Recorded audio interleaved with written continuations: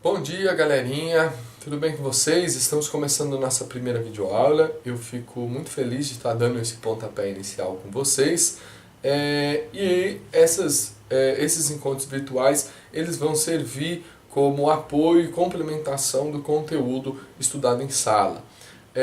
A gente estudou algumas temáticas sobre democracia e escravismo na Grécia Antiga. Na última aula, eu trouxe uma reflexão sobre o pensador liberal Alexis de Tocqueville, através de uma discussão, de um resumo e de uma discussão do livro A Democracia na América. E nós vimos, por exemplo, em Alexis de Tocqueville, que para uma democracia ser saudável, é necessário que haja a igualdade entre os cidadãos. E para o Tocqueville, vale lembrar, essa igualdade não é apenas uma igualdade jurídica, de que todos são iguais perante a lei, mas ela também tem que ser uma igualdade econômica, ela também tem que ter uma igualdade cultural, ela também tem que ter uma igualdade política, de ação política. Seguindo pela mesma trilha, dessa vez eu trago a discussão de um livro de um importante historiador brasileiro chamado Ronaldo Vanfas, cujo título do livro é Ideologia e Escravidão. Para a gente começar, na verdade a ideia é trazer essa discussão para solo nacional. Nós vamos na próxima aula fazer um debate entre escravistas e abolicionistas e, na verdade, a partir daqui eu quero trabalhar um conjunto, na verdade, que Ronaldo Vanfas fez de ideologias, de ideias, na verdade, que foram utilizadas durante o Brasil colônia e durante o primeiro e segundo reinado, para justificar a ordem escravocrata que perdurou por 400 anos no nosso país. Para começarmos a entender, precisamos compreender o conceito de ideologia. Como vocês podem ver aí, ideologia é um sistema de ideias que legitima a ação de um determinado grupo social. E muitos historiadores, sociólogos, antropólogos e filósofos, eles, na verdade, ressaltam, por exemplo, a proximidade que a ideologia muitas vezes tem com o poder. A partir, na verdade, da divulgação, do crescimento, da proliferação de um determinado sistema de ideias, eu posso, por exemplo, manter uma ordem social e econômica. E é isso, por exemplo, que o Ronaldo Vanfas é essa ligação, na verdade, que o Ronaldo Vanfas vem fazer entre a ideologia dominante que criava um sistema e um conjunto de ideias a fim de justificar o sistema escravocrata. O primeiro pensador que o Ronaldo Vanfas vai apontar é o padre Antônio Vieira, filósofo e jesuíta, que veio ao Brasil nas missões jesuíticas da colonização no século XVII. O padre Antônio Vieira, ele vai falar que a escravidão, ela parecia, na verdade, um cativeiro, mas ela era um caminho para a salvação, uma vez que a alma permanecia livre. O debate ele pode ficar um pouco mais complicado se a gente ainda colocar a concepção que foi corrente na Igreja Católica, na cristandade, para justificar a escravidão dos negros, de que esses não teriam alma, por isso eles poderiam ser escravizados. Mas, de todo modo, o padre Antônio Vieira, ele vai dizer que esse flagelo em vida, que é a escravidão, ele pode ser um caminho para a salvação.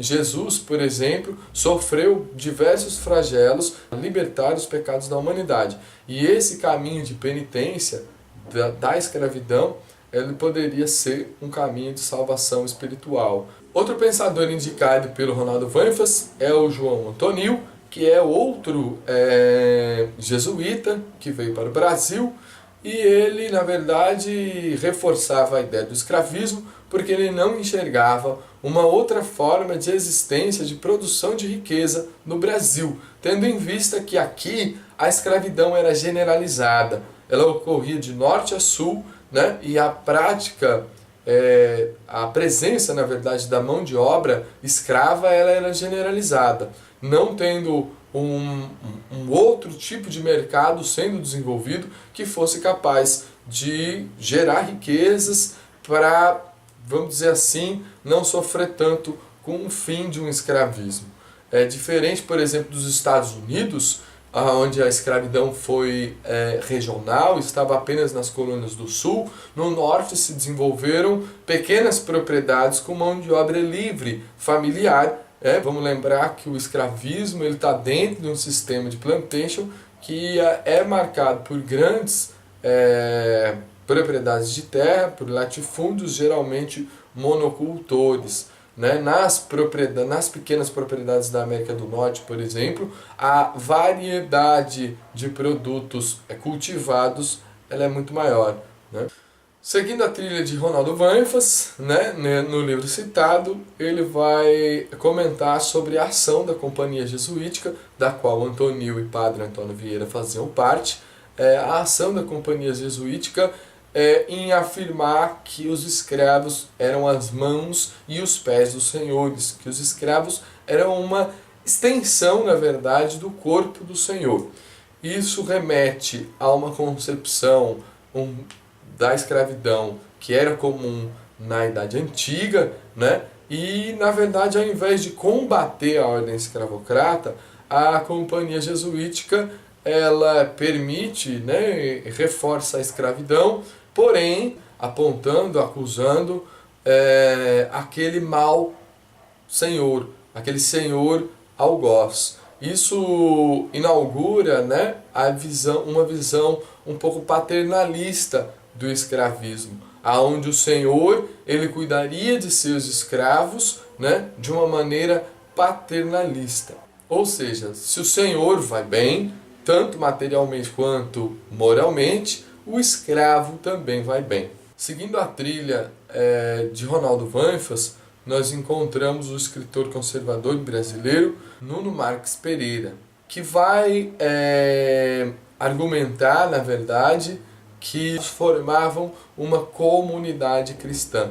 Por mais que os negros tenham sido cristianizados muitas vezes à força, sendo, na verdade, aculturados, eles criavam uma comunidade cristã, e essa condição de cristãos, na verdade, criaria uma espécie de igualdade cultural entre senhores e escravos, o que reforça a ideia paternalista do bom cristão, do bom senhor para com os seus escravos. Outro intelectual brasileiro apontado por Vanfas que reforçou essa ideia de paternalismo senhorial foi o importante antropólogo e historiador brasileiro Gilberto Freire, um dos precursores da antropologia cultural no Brasil.